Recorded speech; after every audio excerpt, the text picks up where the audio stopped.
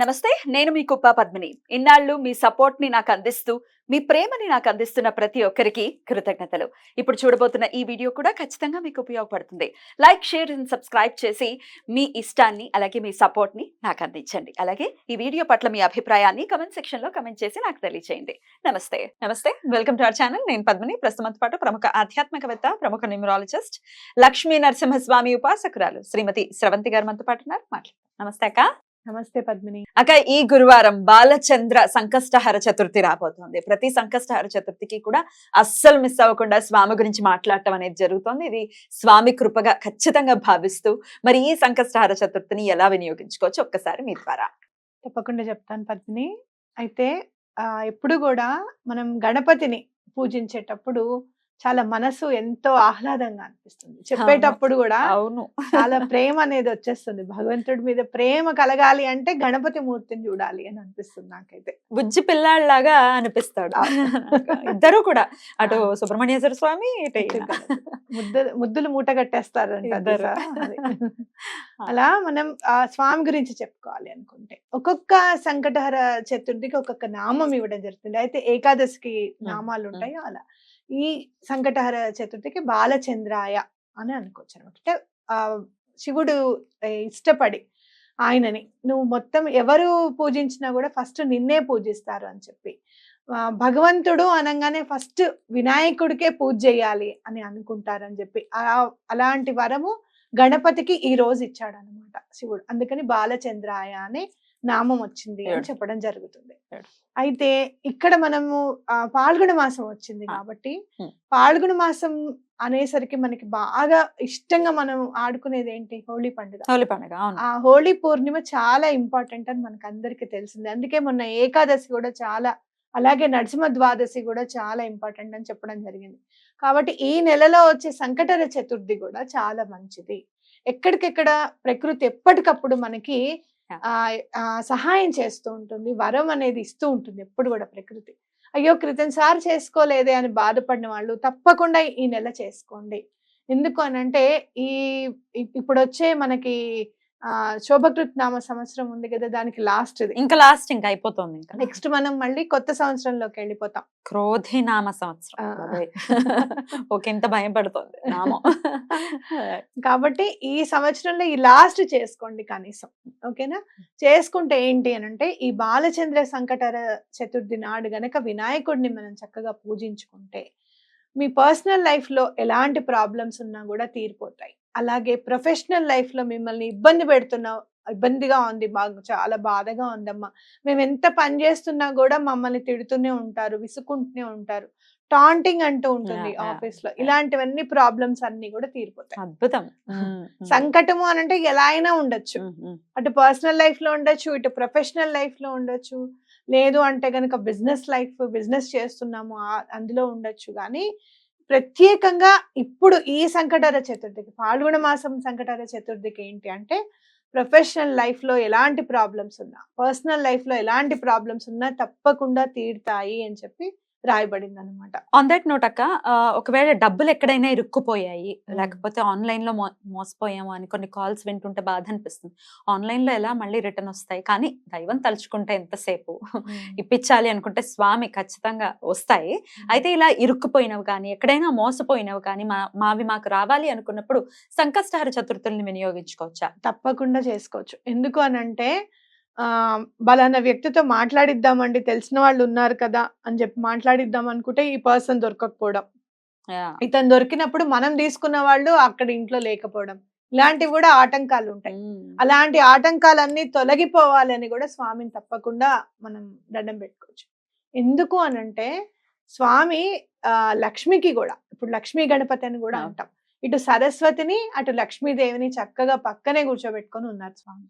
తప్పకుండా ఎటువంటి పరిస్థితుల్లోనూ ఈయనకి పూజ చేస్తే కనుక, ఎందుకున్నారు, గణపతికి పూజ చేస్తే అటు లక్ష్మీదేవికి అందుతుంది, ఇటు సరస్వతి దేవికి అందుతుంది అనమాట. అందుకనే మీరు చదువు కావాలంటే గణపతి, లేదు డబ్బుకి ఇబ్బందిగా ఉంది అంటే గణపతిని, దేనికైనా కూడా గణపతిని ముందు పూజించమని ఎందుకు పెట్టారు మన పెద్దవాళ్ళు? ఎందుకు అనంటే ఆయనకి చేస్తే అందరికీ అందుతుంది అని చెప్పి. చివరికి చూడు ఆయనకి చేస్తే అందరికి అందుతుందనే శ్రీపాద శ్రీవల్లభులు కూడా గణేష్ చతుర్థిని వినాయక చవితిని ఎన్నుకున్నారు ఆయన జన్మించడానికి అన్నమాట. కాబట్టి తప్పకుండా అలాంటి డబ్బుకి సంబంధించిన ప్రాబ్లమ్స్ ఉంటే కూడా తప్పకుండా తీరిపోతాయి. కావాల్సింది ఇక్కడ మనకి నమ్మకం. బా ఏ చవితి చూసినా ఇంపార్టెంట్ అంటున్నారు. మరి ఇంపార్టెంట్ అంటే చవితి తిదే ఇంపార్టెంట్ అసలు 100%. కాబట్టి అది మనం గుర్తెరగాలన్నమాట. అయితే ఏ మాసంలో వచ్చేది ఆ మాసంలోనే వస్తుందిగా. ఇప్పుడు పాల్గొన మాసం చవితి నెక్స్ట్ రాదు కదా, మళ్ళీ 1 year వరకు వెయిట్ చేయాల్సి వస్తుంది మనం.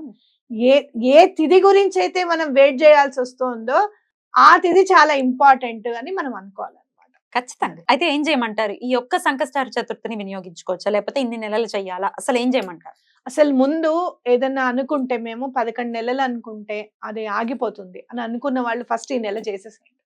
ఈ నెలే చేస్తామని దండం పెట్టుకోండి, ఆ నెల చేసేసేయండి.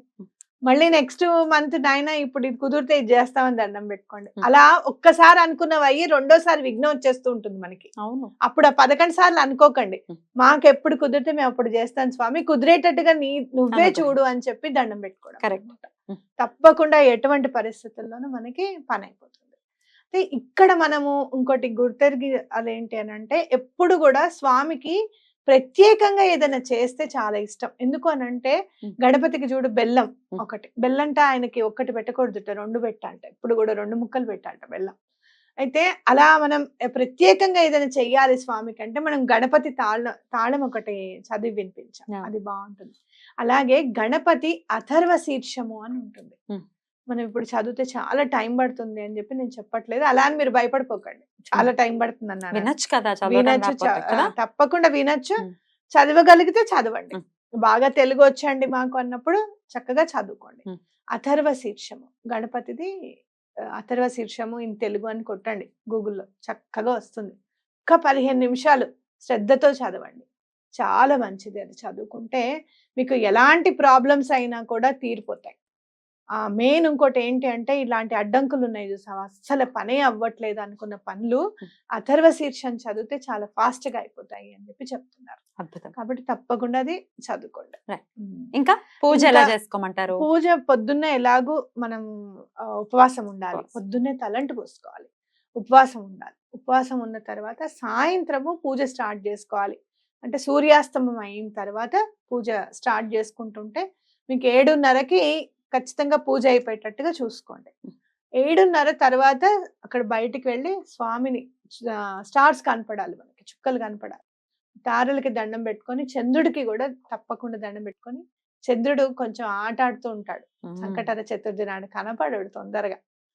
కొన్ని ప్రదేశాల్లో ఏంటంటే చంద్రుడిని చూస్తేనే మేము అన్నం తింటాం అనుకొని ఆ రోజు తినకుండా ఉండేవాళ్ళు ఉన్నారు. కానీ మా నాకేం చెప్పింది అంటే, చంద్రుడు అనేవాడు ఉన్నాడు, నీకు కనపడకపోయినంత మాత్రాన ఆయన లేడని కాదు, ఆయనకు దండం పెట్టుకో, ఆయనకు అందుతుంది నీ దండము, నువ్వు తప్పకుండా రాత్రి అన్నం తినాల్సిందే అని చెప్పేది మా అమ్మ. ఎందుకంటే పుణ్యశ్రీలు కానివ్వు, లేదు అంటే గనక సంసారిక జీవితంలో ఎవ్వరున్నా కూడా రాత్రి పూట తినకుండా పడుకోకూడదు.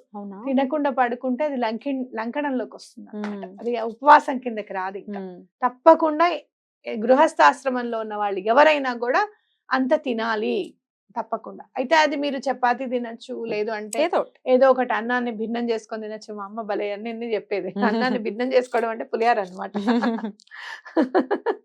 లేదంటే కట్టు పొంగల్ అనమాట, అట్లా అలాంటివి చేసుకొని తినచ్చు.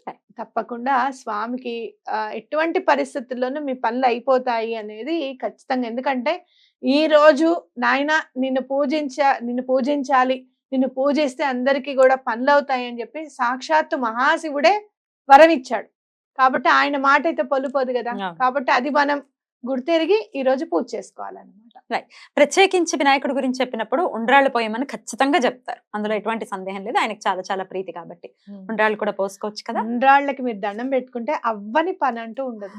మా అత్తయ్య అయితే చిన్న దానికి కూడా ఉండ్రాళ్ళు వేసేస్తాను, ఉండ్రాళ్ళు పెట్టేస్తాను, ఉండ్రాళ్ళు పోస్తాను స్వామి అనుకుంటే అవ్వని పని అంటూ ఏది ఉండదు అసలు. నువ్వు చూడు ఎప్పుడైనా కూడా ఉండ్రాళ్ళు పోస్తాను అని అంటే అది ఇవాళ కాదు రేపు అవ్వాల్సిందే, ఆ పని ఖచ్చితంగా అవుతుంది అన్నమాట. స్వామికి చాలా ఇష్టం ఉండ్రాళ్ళు అంటే, కాబట్టి తప్పకుండా ఉండ్రాళ్ళు నైవేద్యంగా పెట్టండి. అలాగే బెల్లం ఒకటి నైవేద్యం పెట్టండి. గరికని తప్పకుండా తీసుకొచ్చుకోండి Right. పూజ చేసేటప్పుడు. అలాగే ఎప్పుడు కూడా స్విచ్ వర్డ్స్ చెప్తాం మనం, హా. అవును. అవునా? అవును. ఎందుకనంటే కొంతమందికి పూజ చేసుకోవడానికి వీలు ఉండొచ్చు, వీలు కాకపోవచ్చు. అలాంటి వాళ్ళకి కూడా భగవంతుడు ఎప్పుడు కూడా పూజ చేసే వాళ్ళకే దగ్గర అవుతాడా అనేది కాదు. అలా వీలుంటే తప్పకుండా చేసుకోండి. పూజ చేసుకున్న తర్వాత కూడా, పూజ చేసుకునేటప్పుడు కూడా ఈ స్విచ్ వర్డ్స్ మీరు చదవచ్చు. నేను ఈసారి చెప్పబోయేది ఏంటంటే రిద్ధి సిద్ధి. రిద్ధి సిద్ధి, అబ్బా భలే ఉన్నాయి. వేదిక్ స్విచ్ వర్డ్స్ కదా ఇవి? వేదిక్ స్విచ్ వర్డ్స్ రిద్ధి సిద్ధి. Hmm. రిద్ధి అంటే ఏంటంటే యాక్చువల్ గా హిందీలో రిద్ధి అని ఉంటుంది, మనం మాట్లాడుకునేది వృద్ధి. వృద్ధి. Okay, Hmm. అలా వృద్ధి అని కూడా అనుకోవచ్చు. మీరు తెలుగు భాషలో అనుకోవాలనుకుంటే వృద్ధి అని కూడా అనుకోవచ్చు, లేదు రిద్ధి సిద్ధి అనుకుంటే ఎటువంటి పరిస్థితుల్లోనూ మన జీవితంలో వృద్ధి, అలాగే మన కోరిక ఏదైనా కూడా సిద్ధించడానికి సిద్ధి. బ్యూటిఫుల్. అయితే ఇది ఎన్నిసార్లు అనుకోమంటారు? 108 టైమ్స్. Hmm. ఏ వేదిక్ స్విచ్ అయినా, స్విచ్ వర్డ్ అయినా కూడా తెలుగులో ఏదైనా చెప్తున్నాను అని అంటే అది 108 సార్లు తప్పకుండా అనుకోవాలి. ఎందుకు అనంటే మనకి ఒక సంఖ్యని ఏర్పాటు చేశారు 108 అని అంటే, చాలా పవిత్రమైన సంఖ్యగా మనం తీసుకోవచ్చు. అది యాడ్ చేసుకుంటే కూడా మనకి 9వ నెంబర్ చక్కగా గాడ్స్ నెంబర్ అని మనం చెప్పుకోవచ్చు. కాబట్టి 108 సార్లు తప్పకుండా చదవండి. రైట్ అక్క. అయితే సాయంత్రం చదవమంటారా, ఎప్పుడు చదవమంటారు? పొద్దున్న చదువుకుంటూ ఉండండి. మీకు ఆ. కుదిరినప్పుడు సాయంత్రం పూజ చేసుకునేటప్పటికి ఒక 108 సార్లు, కనీసం 2 సార్లు చేశారనుకో. ఒకసారి పొద్దున మామూలుగా మనం దీపం పెట్టుకుంటాం కదా, సాయంత్రం పూజ చేసుకున్నా అప్పుడు దీపం పెట్టుకున్నప్పుడు అప్పుడు చదివేసుకోండి 108 సార్లు. సాయంత్రం పూజ చేసుకునేటప్పటికి మీకు టైం ఉంటుంది, Right. అప్పుడు కూడా ఉంది, ఇంకా చదువుకోండి. Right. లేదు రాత్రి భోజనం చేసిన తర్వాత కూర్చుని చదువుదాం అనుకున్నారు, ఒక 1000 సార్లు చదువుదాం అనుకున్నారు, చదువుకోండి, తప్పేమీ లేదు. బ్యూటిఫుల్. అయితే ఇది మీరు ఖచ్చితంగా వాళ్ళందరూ కూడా బాలచంద్ర సంకష్టహర చతుర్థిని వినియోగించుకోవాలని మనస్ఫూర్తిగా మనవి చేస్తూ thank you so very much. నమస్తే అక్క. నమస్తే.